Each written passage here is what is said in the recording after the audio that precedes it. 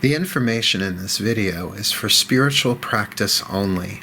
It is intended to help support the viewer's spiritual journey and a more fulfilling and overall healthier experience of life. It is not personal counseling or advice and guarantees no specific outcomes. No individual should use the information in this video for self-diagnosis or treatment, or as a replacement for medical, psychological, or practical care. In other words, this is spiritual practice. Always consult with an appropriate professional for specific advice and counsel for your individual situations as needed. Blessed be and enjoy. Mark Angelo Lyons, Drawing the Circle Productions.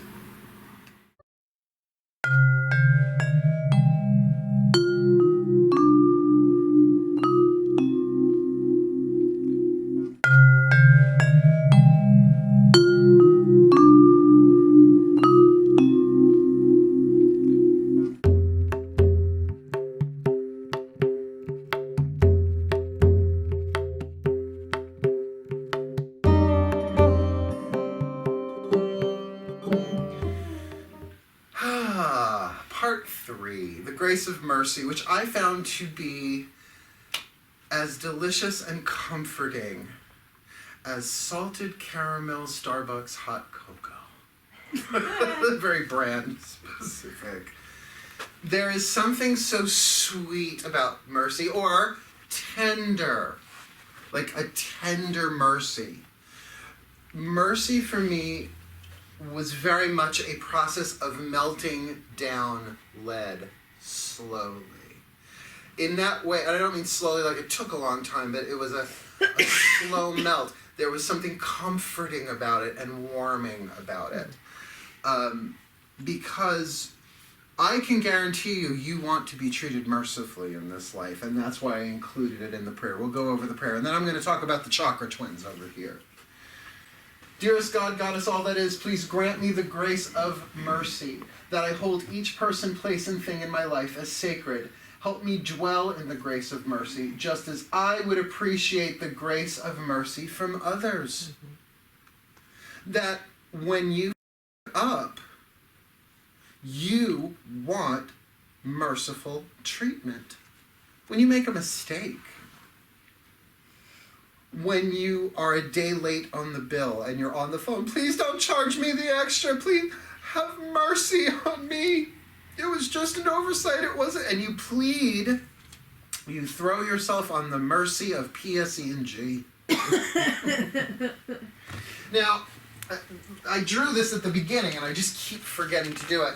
So, this is why I am not a visual artist. I know, it's a little Keith Haring, but I'm nowhere near his skill, God rest his soul. So I'm going to draw the root chakra, which is, wow, really, where do they find pants? They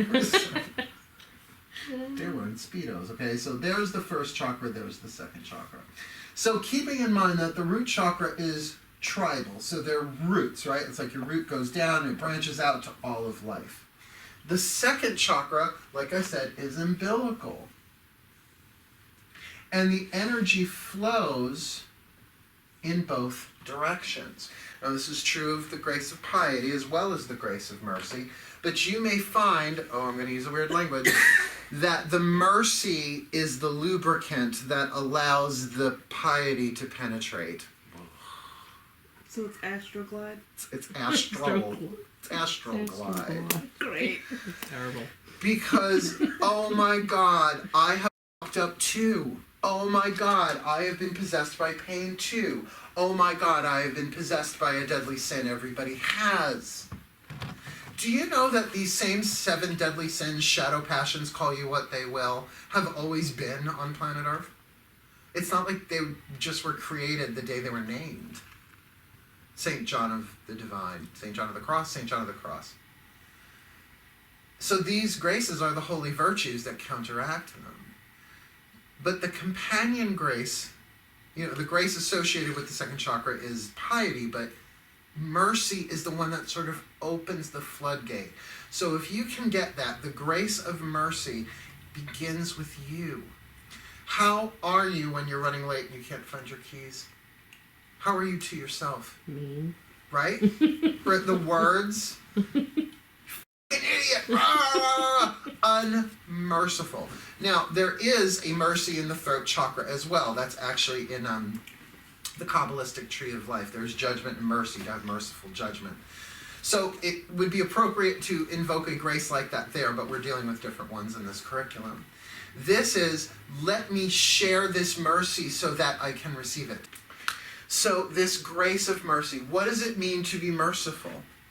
It means to overlook. It's not that different than piety in the sense that you're going to kind of hit for the divine core of the person, but rather than use the word divine, we use the word sacred. The Sanskrit word for the second chakra, but it means one sacred abode. It is the sacred space within yourself, earth and sky, light and health. I mean, we use that spell a lot. It's a good one. That sacredness that I can acknowledge regardless of what's happening in the physical form of this world, that there is a spiritual context here that is training me, pushing me to be merciful. Have you ever played tug of war? I mean, recently? I haven't recently either. But it can burn your hands, depending on the rope, right? It's not an easy game to play, particularly if it's one-on-one. But if you've ever read The Celestine Prophecy by James Redfield, when he talks about the competition for energy, how we literally compete for energy because we forget that we have access to infinite energy all the time. What was that book? The Celestine Prophecy, where he says that when you're sort of not, you can't totally be cut off from the divine, because then you're dead and then you're closer to the divine, right? But you can pinch off that flow coming in through the crown chakra to like an IV drip. People who are joyful, it's like Niagara Falls going through them. So when we're cut off, can't totally be, but you get when it's pinched off a bit and you're only getting a little bit, you're sort of starving, right? So what we do then is we compete for each other's energy. And if you have the eyes to see energy fields, you watch two people arguing, you will see the energy move to the one who has the upper hand in the argument until the other person gets the upper hand. So it's sort of like this. It's like this toxic seesaw back and forth. Where mercy, the grace of mercy, is let neither one of us suffer. It's not totally selfish and it's not totally selfless. It's like we are one. Let the grace of mercy flow through me, that we may both be healed, that whatever sacred context or contract that we have be fulfilled mercifully. Notice I don't use the word completed. I use the word fulfilled when I talk about sacred contracts. Because who knows if they ever complete, ever. Maybe they do, maybe they don't. I don't know. But I know I can fulfill a portion of a contract by doing the best that I can. Here's the thing about healing. I know you got a question. That if you want to heal beyond, if you want miracles, to heal beyond reason, you got to let go of the gravity of it, the seriousness of it, the importance of an eye for an eye.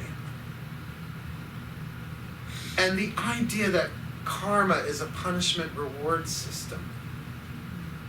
I want to step off the wheel of karma. I'm not going to do that by holding people's feet to the fire and extracting from them, you promised me. Go to hell.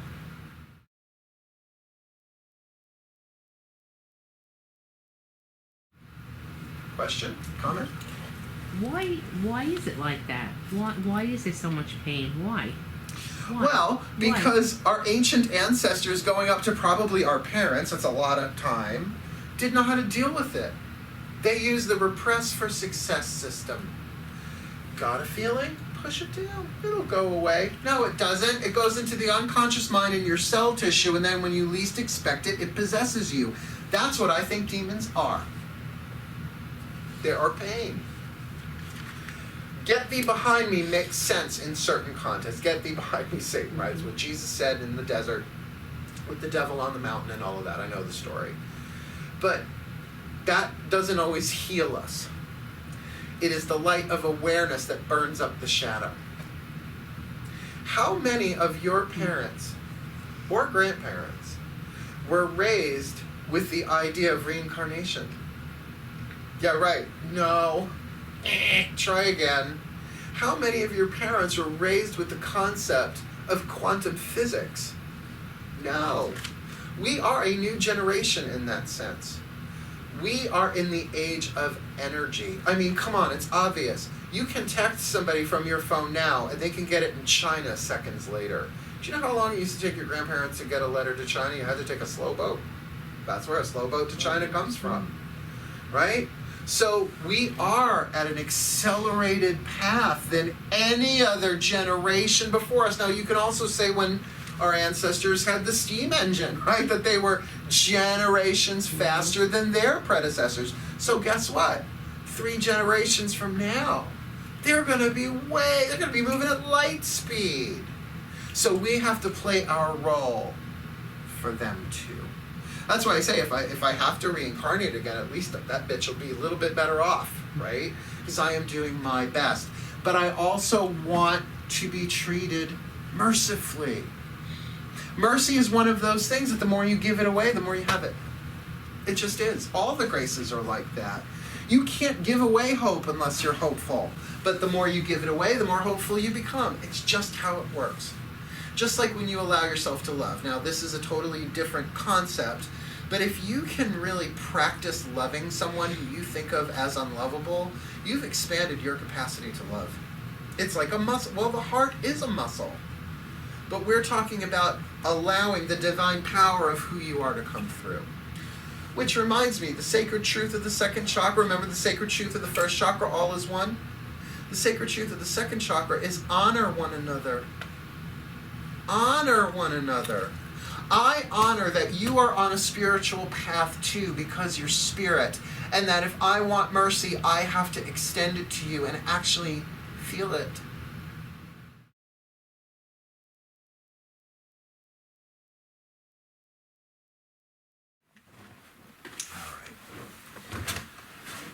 All right.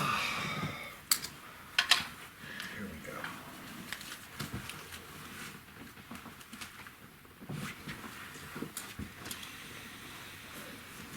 And again, breathe yourself into the now.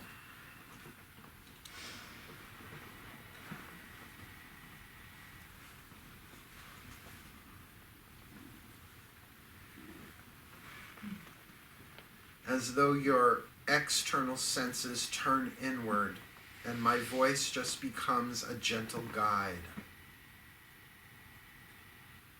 And breathe into that second chakra, or at least put your awareness there.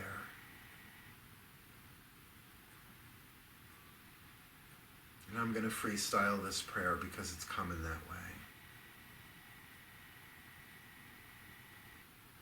We ask again for the gateway goddesses of humility, hope, and endurance, because the current of the grace of mercy could very well melt down all that resists the divine within us.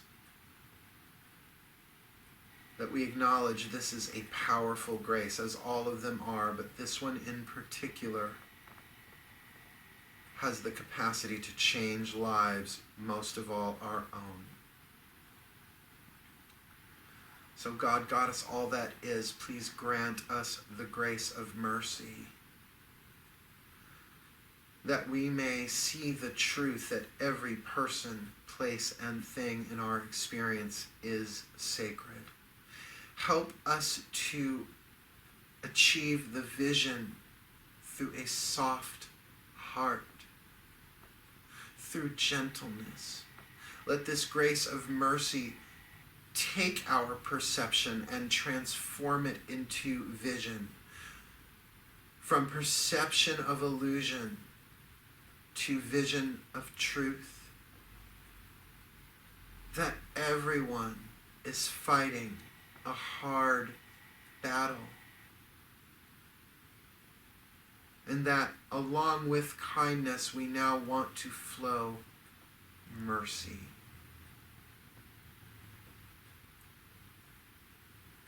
We call to mind now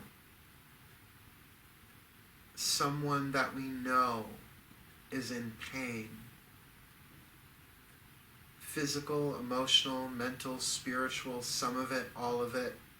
we don't know what their pain is, but we know there is pain. Maybe it's in their personality, the way they treat others. Any symptom we now overlook, and we go instead to the cause, knowing that we don't know. Great gods, let this grace of mercy flow through me now into this person, that their journey is longer than I know, that the cross they bear is painful, and maybe even formed from their own choices and decisions, but that doesn't matter anymore. Let their burden be lifted. Let the chain of pain around them be dissolved through this grace. Give to them what you would give to me, and give to them through me. Let me be a channel of mercy that wherever I go, it radiates out from me and changes this world in tiny ways that add up quickly.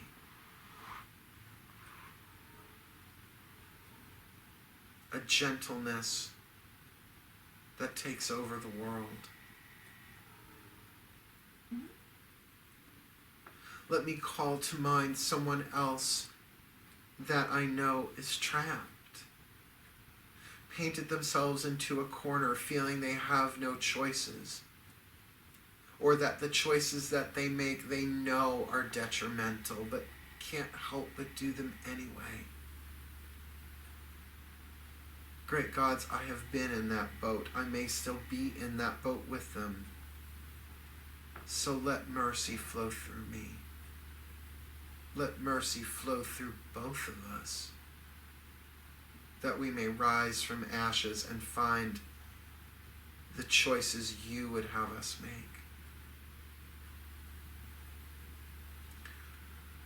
Let this second chakra of mine be a sacred abode for both the grace of mercy and the grace of piety, for they already exist there, but I would have them grow and blossom, giving off the sweet perfume of these graces, emanating through my blood, through my bone, through my skin, and out into the world, not so that I will be a nice person, but that I will be the holy child of the gods that you created.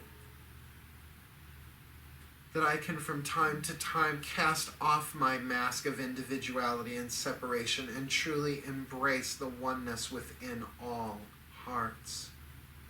I don't mean the physical ones, I mean the soul, the true heart of who we are, one soul. That I see every living thing as a soul mate. But also grant me this mercy that I may embrace my own soul. It is not something I have, it is who I am. Filled with grace. Mercy beyond mercy. An unconditional mercy. Not even Jesus stumbled, that even Moses wandered, that even the greatest amongst us suffered at their own hands. Let this grace flow through me that I may be a lighthouse on a stormy sea for those in need, known and unknown. That I may be that sweet drink of water for those who are parched, that safe shelter in the storm of life that may indeed pass, but that for a time may create a safe and sacred space for those in need. Maybe not the masses, I might not be ready for that, but at least for one other soul. Those that come to mind, those who are in my life. And please remind me to absorb this mercy for myself, that I will rest when I need to rest, that I will cry when I need to cry, that I will put myself a little bit higher on the healing list so that I can become a perpetually clearer channel for the grace of mercy and all of the graces that you have given us. These powers that originate from a love beyond this world. Oh, dearest God, Goddess, all that is, let there be mercy on earth, and let it begin with me, and let it flow through me, touching every cell in my body, and bringing miracles of mercy to people, places, and things I may never be aware of. That this is my superpower, but I didn't create it. I am just the steward of it, the channel for it. Let me not embrace grandiosity, but rather stand in the grandeur of the truth of who you created me to be. And in that, mercy is natural. In that, piety is effortless. In that, reverence is ordinary. In that, kindness is like breathing. Yet still we know we do not ultimately know, but we hope that we alone do nothing, and with you all things are possible. And with your strength, not ours alone, we will endure not pain and suffering, but the joy and the bliss of true being. We see now, from sacrum to sacrum, a sacred net, a web of this mercy, now person by person, covering the world like ley lines. And where any two are joined together in agreement, there is a vortex. And wherever there is groups of mercy, there are great spirals of divine light at work, burning away the illusion of separation, bringing healing to where there is suffering, bringing peace to where there is pain, bringing truth to where there is illusion.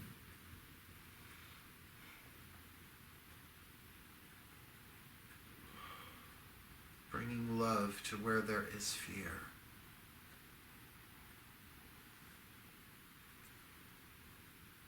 That perhaps it is for this reason we incarnated,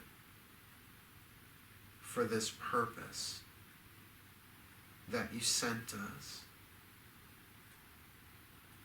And whether we be pagan or not, male or female, of any racial background, that all of that become irrelevant in this moment of the now, so that the grace of mercy may effortlessly flow from brother to sister, from parent to child, from lover to lover, from soul to soul,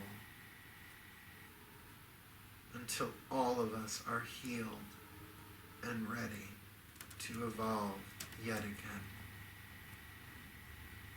Help us choose yet again for mercy, for piety, for grace.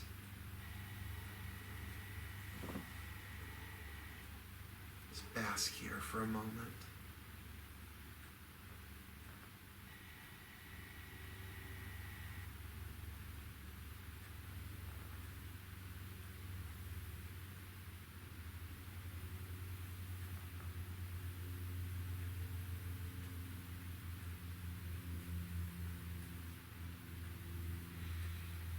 Thank you. Thank you.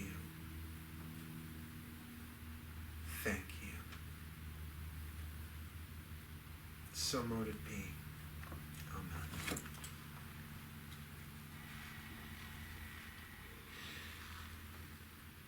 Breathe. Take your time. This time I'm going to ask you to do the full ground and center because you have to drive. Wiggle fingers, wiggle toes. Really connect with the physical body, allowing your eyelids to be the last things that move as you open them outwards. And